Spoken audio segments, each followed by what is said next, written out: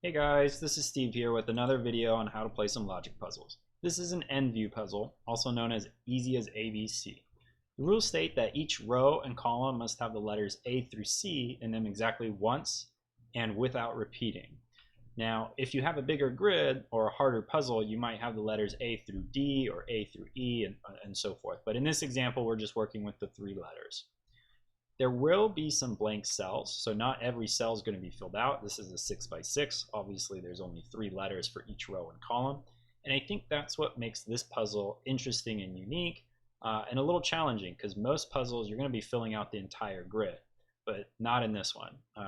And so that's what I enjoy about this one, is trying to figure out which cells are going to be blank.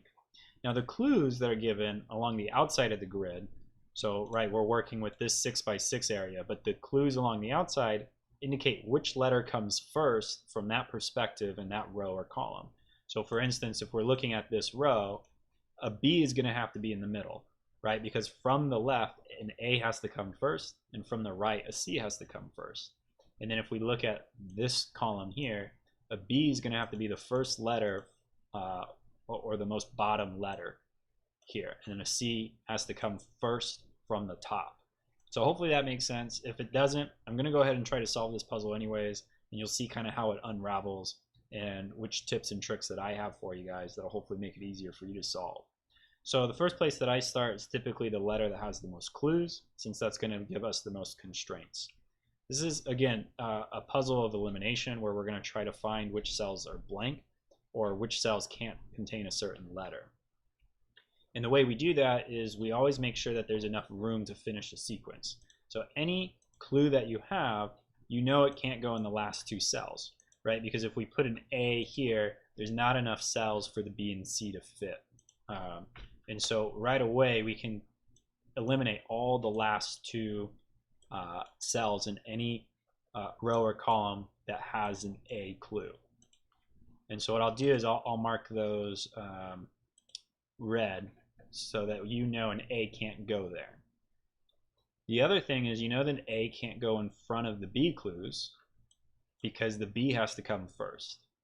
Now the B might be in the second cell or third cell, but you can't have an A be in the first cell. So we can eliminate those as well.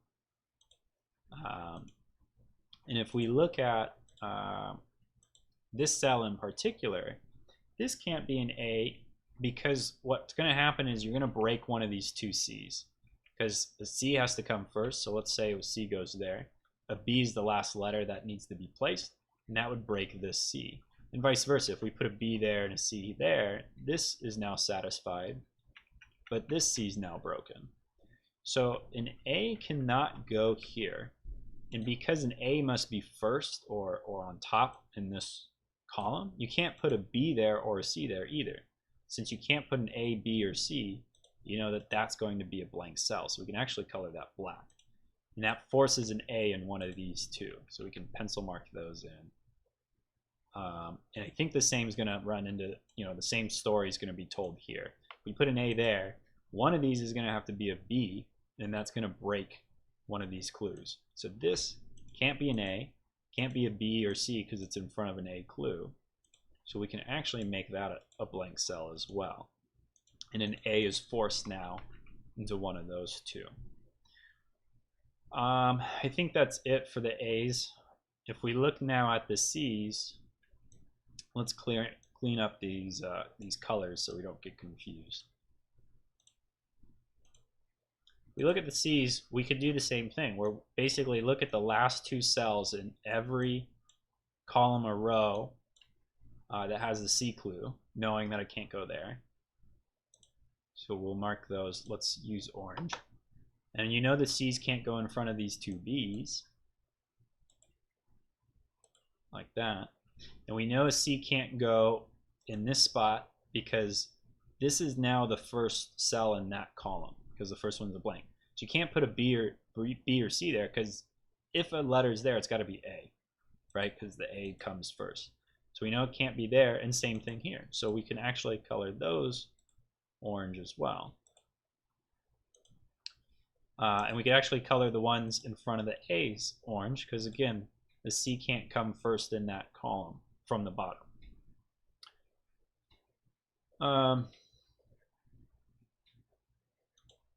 We see here we've created an actual X-wing pattern that's seen in Sudokus. So that's my last tip: is you can use the same strategies that you do in Sudokus, where you look for pairs and X-wings and do scanning techniques. Because now, right, a C has to be in this column somewhere, and there's only 2 spots for it, either there or there. And then the same thing with this column. The C only has 2 spots for it. And so we've created pairs in both of those columns.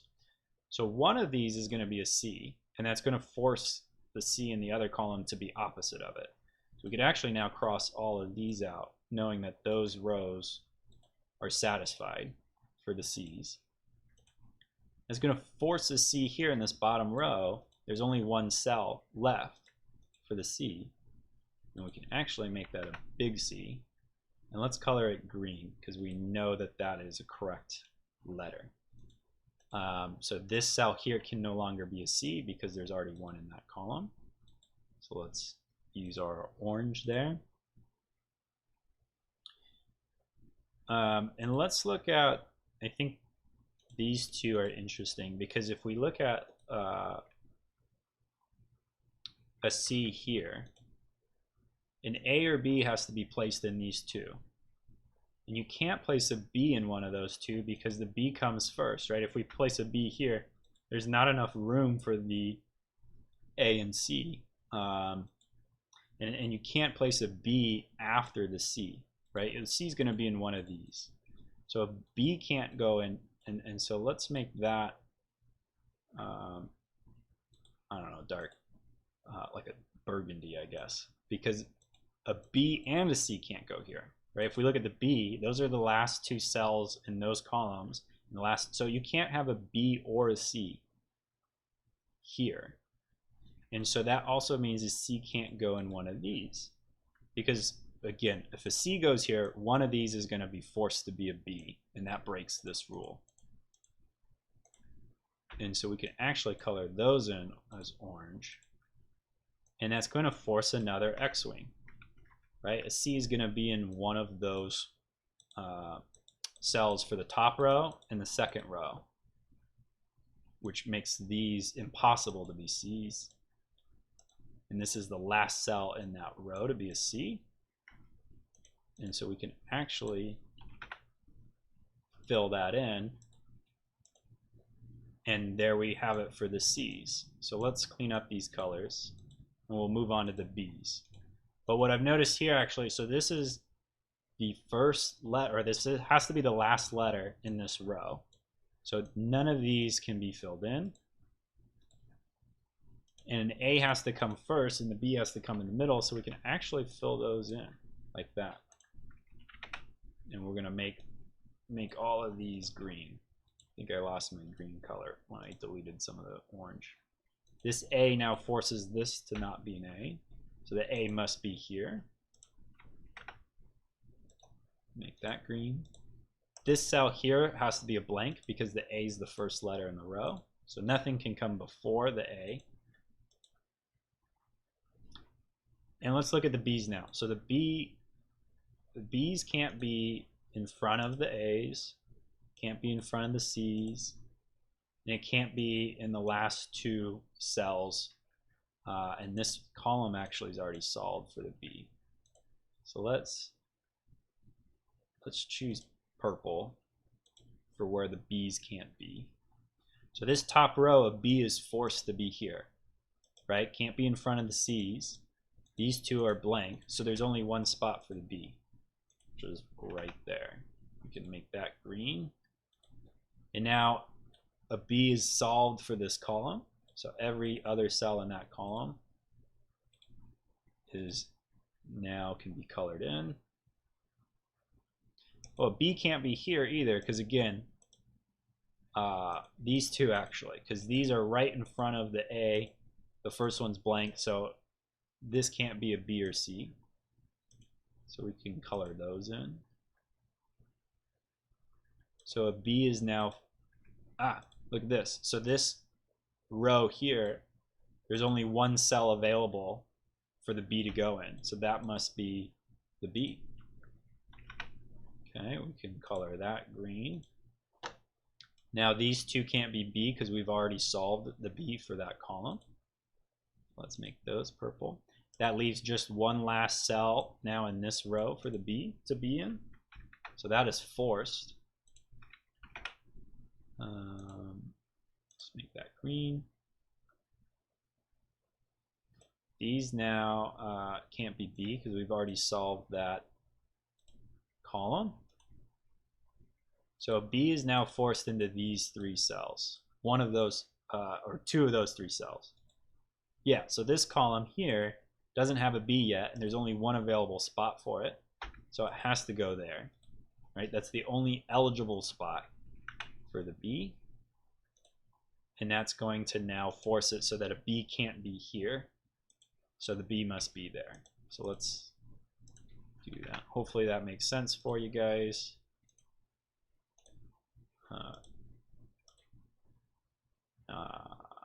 So now there is a B in every row and column. So let's get rid of the colors so we don't confuse you or myself. So if we look at the rows, right, there's a B in that row, B in that row, a B in that row, that row, that row, and that row. And when we look at the columns, same thing, and they don't repeat. So right, like sudoku, all the letters have to be in there in each row and column without repeating. This A is now forced because you can't have an A come after the B in that column from the bottom. Right, so we can actually color that in. That solves this bottom row. We got A, C, B. That's all three of the letters. A C is forced here because you can't have a C come after the B. So that can't be a C. This C is forced for the same reason. So we can color those in. This top row and column, the last column's been solved, so that's a blank. An A here is forced because you can't have an A come after the B from that perspective. So from the right, an A has to come first. And this column is now solved. It has all three of the letters, so this is a blank. An A is forced here because the A has to come first. So from the top, right?